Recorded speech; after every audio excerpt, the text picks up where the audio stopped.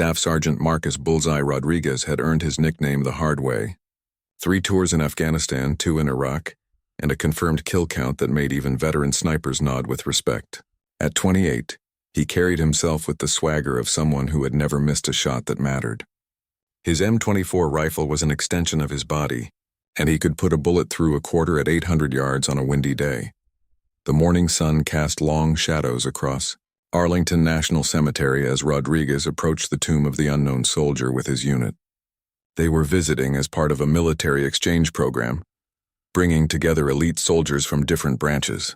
Rodriguez had heard about the tomb guards before, but honestly, he thought the whole thing was more ceremony than substance. Pretty boys in pressed uniforms who spent their days walking back and forth in perfect lines. "Look at these guys," Rodriguez muttered to his buddy, Corporal Jenkins, as they watched the changing of the guard ceremony. 21 steps, turn, pause for 21 seconds, repeat. A robot could do this job. The current guard was Specialist Dylan Mitchell, a lanky 24-year-old from Montana who had been protecting the tomb for 18 months. His movements were precise, mechanical almost, as he executed the ancient ritual that had been performed without interruption since 1937. Every step was measured, every turn calculated to the exact degree. Rodriguez studied Mitchell's rifle, an M14 that gleamed in the morning light. The weapon looked pristine, almost decorative. "Bet that thing hasn't been fired in years," he said, loud enough for some of the other soldiers to hear. "Probably doesn't even have a firing pin." After the ceremony, the visiting soldiers were invited to meet with some of the tomb guards in the barracks. It was meant to be a gesture of respect between warriors, but Rodriguez saw it as an opportunity to prove his point.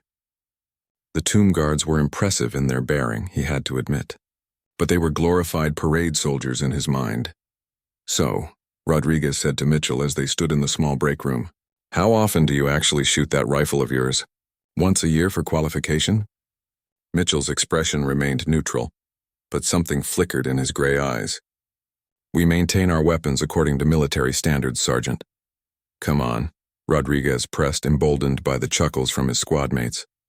"When's the last time you took a real shot? Not at some paper target, but something that actually mattered?" The room had gone quiet. Other tomb guards had stopped their conversations to listen. Mitchell set down his coffee cup with deliberate care. "We train regularly," Mitchell said simply. Rodriguez laughed. "Training, right. You know what real training is? It's putting rounds down range when someone's shooting back. It's making impossible shots when lives depend on it. Not walking around in circles looking pretty." Sergeant First Class Thompson, one of the senior tomb guards, stepped forward. He was older than most, probably in his late 30s, with the kind of calm authority that came from years of service. "Sergeant Rodriguez, isn't it? I've heard about your reputation. Impressive record." "Thanks," Rodriguez said, but there was suspicion in his voice. "You seem to think our duties here are purely ceremonial," Thompson continued. "Would you be interested in a little demonstration? Nothing official, of course. Just soldier to soldier." Rodriguez's eyes lit up. This was exactly what he had been hoping for. "What kind of demonstration?" "There's a small range about 2 miles from here that the guards use for training. Nothing fancy, but it extends out to 2,000 yards. Would you be interested in a friendly competition?" The challenge hung in the air like electricity. Rodriguez looked around the room at the tomb guards' faces. Most were expressionless, but he could see the anticipation in their eyes. They thought their boy could actually compete with him. "What are the stakes?" Rodriguez asked. Thompson smiled. "If you win, I'll personally write a letter acknowledging that tomb guards are indeed just ceremonial soldiers who couldn't hit the broadside of a barn. If Specialist Mitchell wins, you spend a week learning what it really takes to guard this tomb. You'll walk the mat yourself, learn the history, understand the responsibility." Rodriguez almost laughed out loud. A week of playing dress-up versus publicly The morning air was crisp as both men arrived at the remote training range. Word had spread quietly through the military community, and despite the early hour, a small crowd had gathered. Officers and enlisted personnel from various units stood at a respectful distance, understanding they were about to witness something special. Rodriguez arrived first, carrying his custom M24 in a hard case. He had barely slept, not from nerves but from excitement. This was going to be easy money, and the story would follow him for the rest of his career. The cocky sniper who put the pretty tomb guards in their place.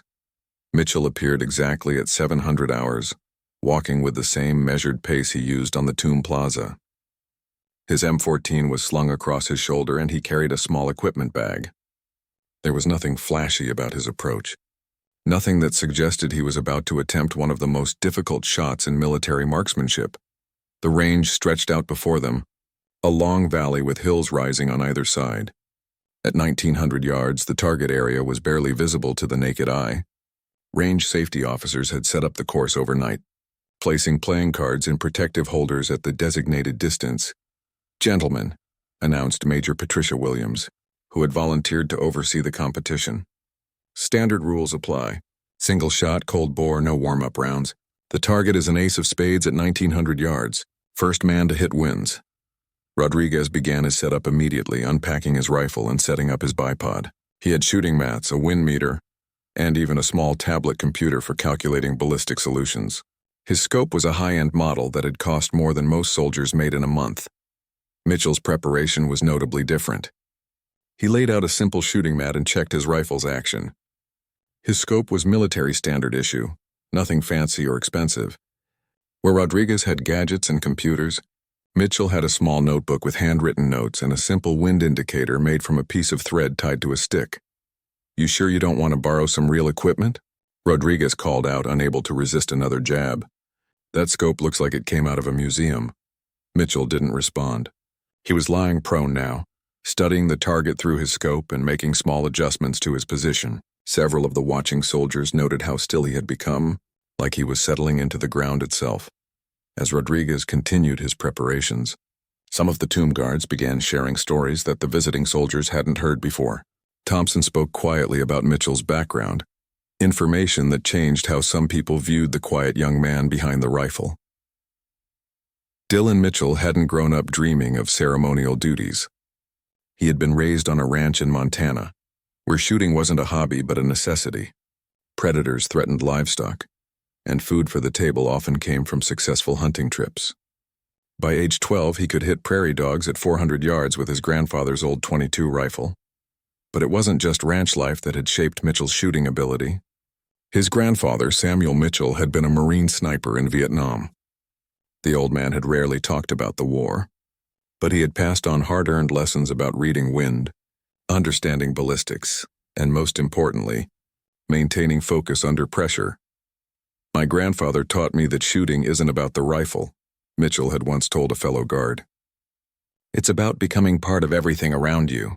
The wind, the ground, even the target. You don't force the shot, you let it happen." After high school, Mitchell had enlisted with plans to become an Army sniper. His test scores and shooting abilities had caught immediate attention from recruiters.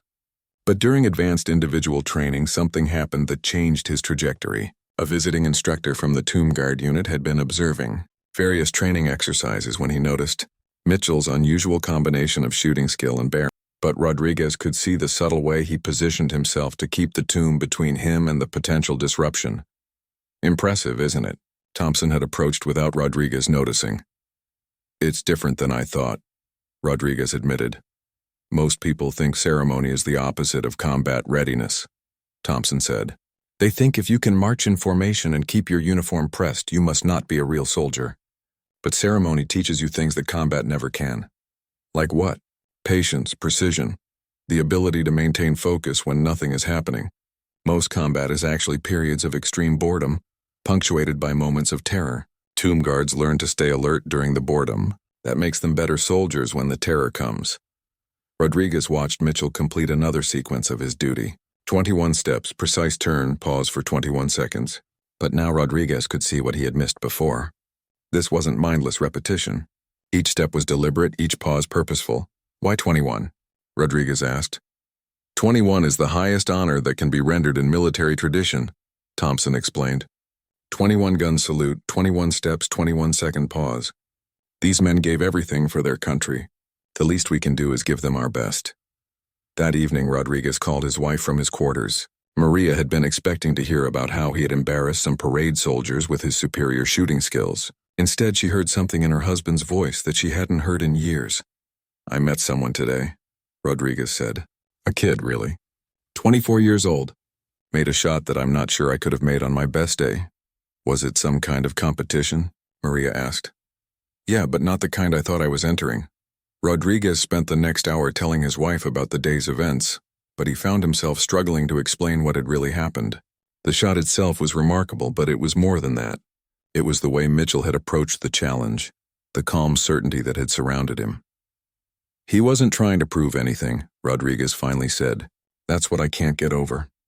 I was out there trying to show everyone how good I was, and he was just doing his job.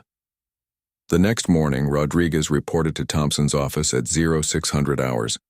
He had been dreading this moment, expecting to be humiliated by having to play dress-up soldier for a week. But Thompson had something different in mind. First thing you need to understand, Thompson said, is that being a tomb guard isn't about the ceremony. The ceremony is just the visible part. What we really do here is much deeper. Thompson led Rodriguez through corridors he hadn't seen before, past offices and training rooms that looked more like what he expected from an elite military unit. Maps covered the walls, along with photographs and documents that spoke to a level of professionalism Rodriguez hadn't anticipated. Tell me what you know about the tomb, Thompson said. Rodriguez realized he knew almost nothing. He had seen the memorial, had heard it was for unknown soldiers, but had never really thought about what that meant. 3 soldiers are buried there, Thompson began. World War I, World War II, and Korea. They represent every service member who gave their life and whose body was never recovered or identified. Every guard who walks that mat is standing watch over all of them. Thompson pulled out a thick binder filled with information that tomb guards were required to memorize. Hundreds of pages of history, statistics, and details about Arlington National Cemetery, the tomb itself, and the men buried there. Every guard can tell you that there are over 400,000 people buried in Arlington. We can tell you the precise dimensions of the tomb, the meaning of every symbol carved into the marble, the story of how the unknown soldiers were selected. This isn't just a job, it's a calling. Rodriguez began to understand that his week here wasn't going to be the punishment he had expected. It was going to be an education in what it really meant to serve. Anything? The tomb answers those questions. It says that even if your name is lost, even if your story is forgotten, your service will be honored forever. The words hit Rodriguez harder than he expected. He thought about his own deployments, the close calls he had survived, the friends who hadn't made it home. There had been moments when he had wondered about those same questions. After lunch came the most challenging part of the day, learning the steps. Rodriguez had thought the 21-step routine looked simple when he watched from the audience. Actually performing it was something entirely different. Heel-to-toe placement, Mitchell instructed as Rodriguez attempted his first walk across the mat. Each step must be exactly 30 inches. Your pace must be constant. Your bearing must be perfect. Rodriguez quickly discovered that walking in a straight line for 63 feet, while maintaining perfect military posture, was much harder than it looked. His first attempt was clumsy and uneven. Again, Mitchell said simply. They spent 2 hours on basic walking technique. By the end of the session, Rodriguez's legs were aching and he was drenched in sweat. Mitchell had made the same walk hundreds of times during the practice session, providing constant feedback and correction, but never once appeared tired or frustrated. The walk isn't just ceremonial, Mitchell explained during a brief break. It's meditation. It's prayer. It's a conversation with the dead. Every step connects you to every guard who has walked this mat before you. Rodriguez was beginning to understand that the tomb guards inhabited a different world than the rest of the military. They operated according to standards that went beyond normal military discipline into something approaching the sacred.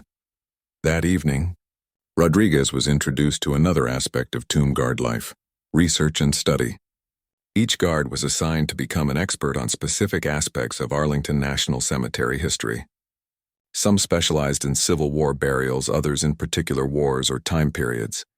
Mitchell's specialty was the unknown soldiers themselves. He had spent months researching the selection process for each unknown, the ceremonies that had brought them to Arlington, and the ongoing efforts to identify remains using DNA technology. The Vietnam unknown was identified in 1998, Mitchell explained as they sat in the guard library. Michael Blassie, Air Force pilot, shot down in 1972. DNA testing proved his identity, so his remains were returned to his family for burial in St. Louis. So there are only 3 unknowns now? Right. Which means the tomb represents something different than it did when it was first established. It's not just about the 3 men buried there anymore. It's about all the missing, all the unidentified, all the soldiers whose stories we'll never know. Rodriguez spent the evening reading stories about missing soldiers from various conflicts. The statistics were sobering. More than 73,000 Americans were still unaccounted for from World War II alone. The Korean War had left more than 7,000 missing. Even recent conflicts in Iraq and Afghanistan had soldiers whose remains had never been recovered. "That's why we do this," Mitchell said as they prepared to leave the library. "Someone has to stand watch. Someone has to remember." As Rodriguez walked back to his temporary quarters, he reflected on how much his understanding had changed in just one day. He had come to Arlington expecting to meet soldiers who were all show and no substance. Instead, he had discovered a level of dedication and professionalism that challenged his own assumptions about what it meant to serve. The physical demands were intense, but the mental and emotional requirements were even more challenging. These guards weren't just performing a ceremony. They were carrying the weight of military history and honoring sacrifices that most people would never understand. Rodriguez realized that his week at Arlington wasn't going to be a punishment at all. It was going to be one of the most important educational experiences of his military career. The question was whether he was capable of rising to the standards that Mitchell and the other guards maintained. Every single day tomorrow would bring new challenges and deeper lessons about what it really meant to stand watch over the honored dead. By the 3rd day of his assignment, Rodriguez was beginning to understand why tomb guards were selected so carefully. The physical demands were relentless, but it was the mental discipline that truly separated these soldiers from others he had served with. "Attention to detail," Thompson said as Rodriguez practiced his rifle movements for the 100th time that morning. "Every action must be perfect because anything less dishonors the dead." Rodriguez's rifle handling had improved dramatically, but it still wasn't meeting guard standards. The M14 had to be moved in precise arcs, each motion flowing seamlessly into the next. His hands, accustomed to the practical grip of a sniper rifle, were struggling to master the ceremonial precision required for guard duty. "It's not about the rifle," Mitchell observed during a brief break. "It's about what the rifle represents. You're not just handling a weapon. You're carrying the honor of every soldier who ever served." The statement reminded Rodriguez of something Mitchell had said after the shooting competition. "You shoot to kill. I shoot to honor." He was beginning to understand the difference. That afternoon brought Rodriguez's first encounter with actual visitors to the tomb. He wasn't walking the mat yet, but Thompson had assigned him to shadow Mitchell during his duty shift. The experience was eye-opening. The tomb received thousands of visitors every day, and each group brought different challenges. School children asked innocent questions about why the soldier never stopped walking. Veterans stood silently, many with tears in their eyes. Foreign tourists sometimes didn't understand the solemnity of the location. Rodriguez watched Mitchell handle each situation with perfect professionalism. When a group of middle school students became too loud and disruptive, Mitchell stopped mid-stride and delivered a correction that was firm but respectful. When an elderly World War II veteran approached the barrier and saluted, Mitchell's acknowledgement was subtle but clearly visible to anyone who understood military protocol. "How do you stay so calm?" Rodriguez asked later. "Some of those tourists were being completely disrespectful." "They don't understand," Mitchell replied. "Part of our job is education. Most people have never seen anything like this. They don't know how to behave because nobody ever taught them." Rodriguez reflected on his own behavior. When he had first arrived at Arlington, he had been disrespectful too, just in a different way. The guards could have easily dismissed him as another ignorant soldier who didn't understand their mission. Instead, they had given him the opportunity to learn. The 4th day brought Rodriguez's first overnight duty assignment. Tomb guards maintained their watch 24 hours a day, regardless of weather conditions. The overnight shifts were considered among the most challenging, because they required guards to maintain their focus and precision in complete solitude. "Night duty is when you really understand the tomb," Thompson explained as Rodriguez prepared for his assignment. "No crowds, no distractions, just you and the dead." Rodriguez's job was to observe and assist the guard on duty, Sergeant Williams, a veteran tomb guard who had been walking the mat for 3 years. As darkness fell over Arlington, the cemetery took on a completely different character. The tourist crowds were gone, replaced by an almost supernatural quiet. The only sounds were the measured steps of the guard and the distant hum of traffic from Washington, D.C. Every 21 steps, Williams would execute his precise turn, pause for 21 seconds, and begin again. "You ever think about them?" Williams asked during a brief break at 2 a.m. "The guys buried here?" Rodriguez nodded. Over the past few days, he had found himself thinking about the unknown soldiers more and more, not as abstract symbols, but as actual men who had once been alive, who had families and dreams and fears. World War I unknown was selected from 4 unidentified American soldiers. Rodriguez's final day at Arlington began with the same 4:30 morning routine he had grown accustomed to over the past week. Physical training, breakfast, and study time had become familiar rhythms, but today felt different. Today was about integration, about understanding how all the pieces fit together to create something larger than the sum of its parts. "Final examination," Thompson announced as Rodriguez joined the other guards in the classroom. "But this isn't about memorizing facts. This is about understanding why those facts matter."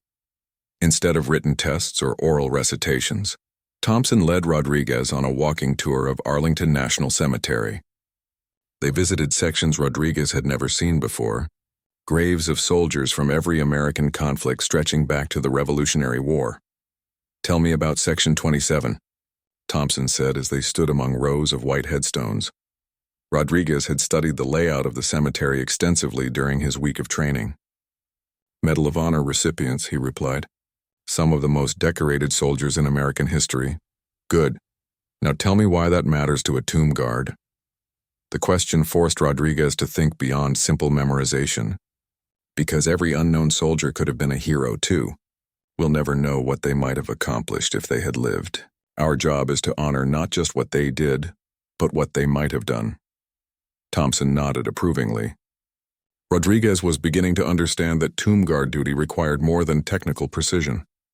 It required empathy, imagination, and a deep appreciation for human potential cut short by war. They continued their tour, visiting the grave sites of famous generals and unknown privates, nurses and pilots, soldiers from every branch of service. Each stop reinforced the same lesson. Every person buried here had been someone's child, someone's hope, someone's future.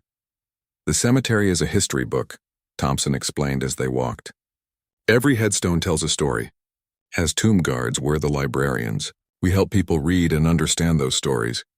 At noon, Rodriguez was given his final opportunity to walk the mat. This time there would be no coaching, no corrections, no do-overs. He would perform the complete changing of the guard ceremony under the observation of senior guards and visiting officers. As Rodriguez approached the tomb, he felt the weight of everything he had learned over the past week. The physical movements were important, but they were just the external expression of something deeper. Each step represented respect. Each turn represented devotion. Each pause represented remembrance.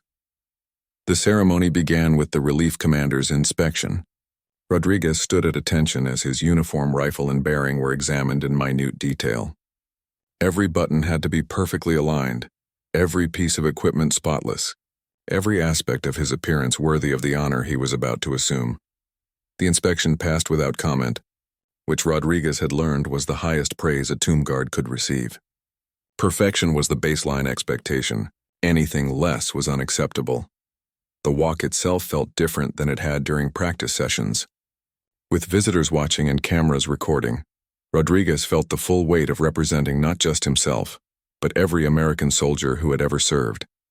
His movements were deliberate and precise, each step measured to the exact distance, each turn executed with ceremonial perfection. But more than technical execution, Rodriguez felt something he had never experienced in combat, a sense of connection to something larger than himself, larger than any individual mission or goal. He was part of an unbroken chain of service that stretched back generations and would continue long after he was gone.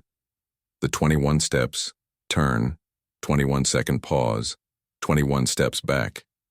The rhythm was hypnotic, meditative.